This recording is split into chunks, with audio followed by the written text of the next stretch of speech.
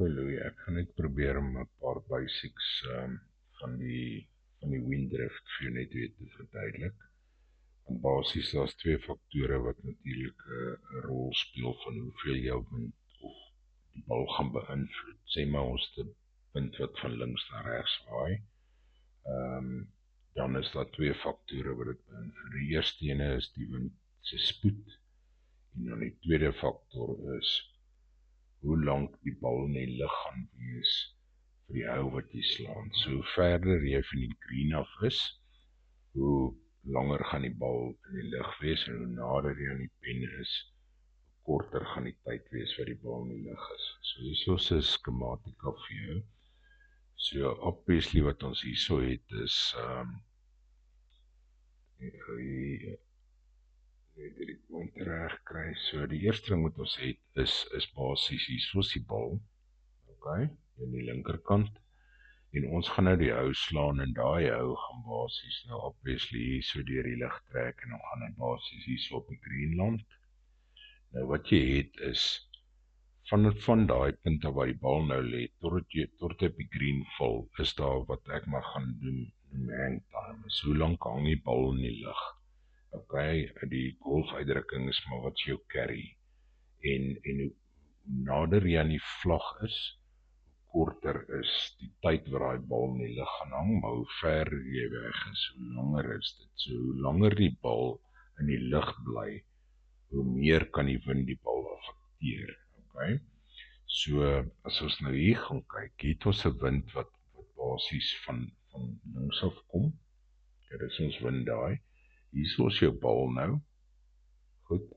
En nou slaan jy hom. So as hierdie gaan nou maar oor hoe lank, so tyd loop nou hier op, so hoe verder jou hou is, as ons so sou vat, van die bal af, hoe langer die ding in die lug gaan wees, hoe meer gaan die drift van hier af na daai kant toe wees. As jy byvoorbeeld nou 'n korter hou slaan, dan kan jy sien, hy gaan 'n korter tyd in die lug wees, as ons hier op die kant het, dan beteken dit hier gaan die bal in die green tref, dis nie waar daai vlag is nie. So dit is, hoe langer hy in die lug is, hoe meer gaan die bal drift van in die wind se rigting. Okay?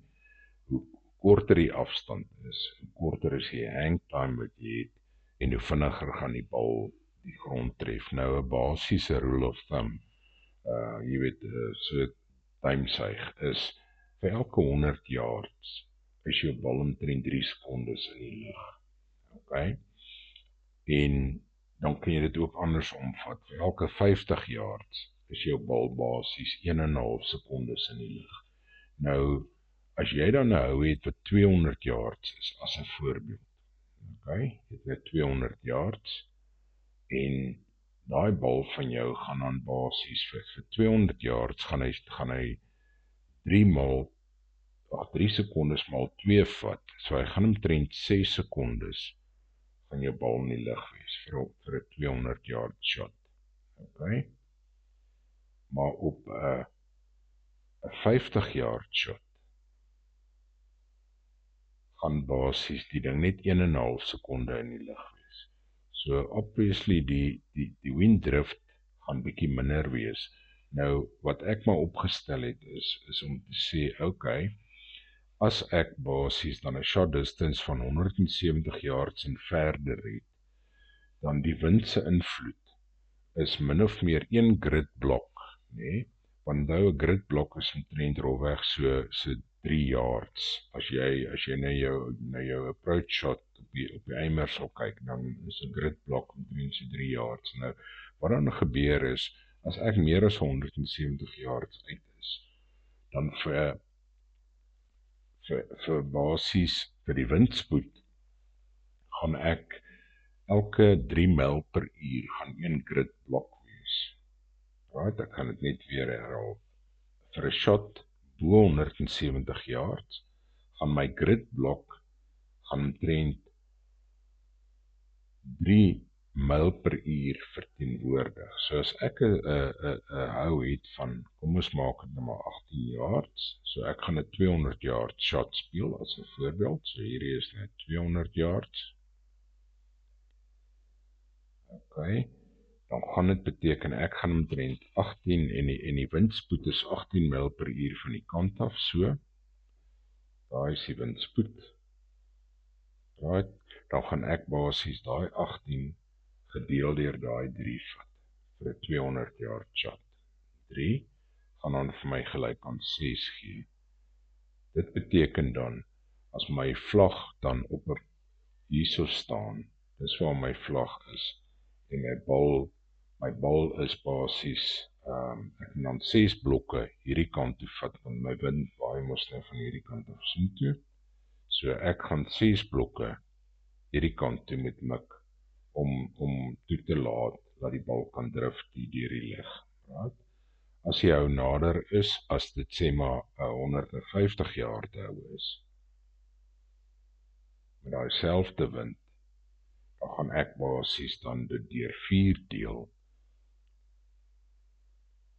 As daai skies 150 yards, en my windspoed is 18, skies, ek maak nou 'n bietjie droog, 18, is van hier na toe, my windspoed is 18, gedeel deur my 4, gaan dan vir my gee, dis omtrent 4,5 blokke, wat ek na die kant toe moet mik, om toe te laat vraai.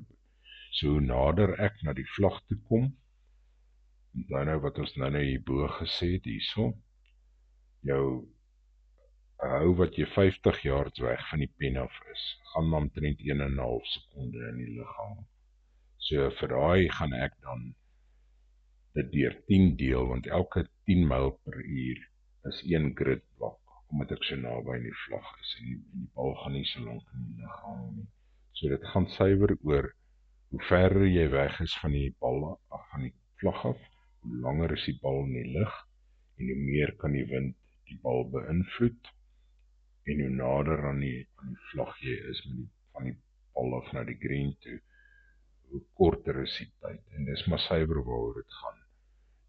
Op 'n long shot het die wind baie meer tyd om 'n invloed te hê op die drift van die bal, en hoe nader aan die vlag jy is, hoe korter is die tyd, en dit is dan suiwer wat ek gebruik dan as 'n rule of thumb, jy weet, as 'n basis. Jy kan 'n baie gekompliseerde formule maak met hierdie dinge om dit presies uit te werk, maar dit is nie wat 'n ou wil doen nie. 'n Ou wil net 'n goeie idee hê dat jy dan 'n basis reg is. So vir alles bo 170 yards gebruik ek 3.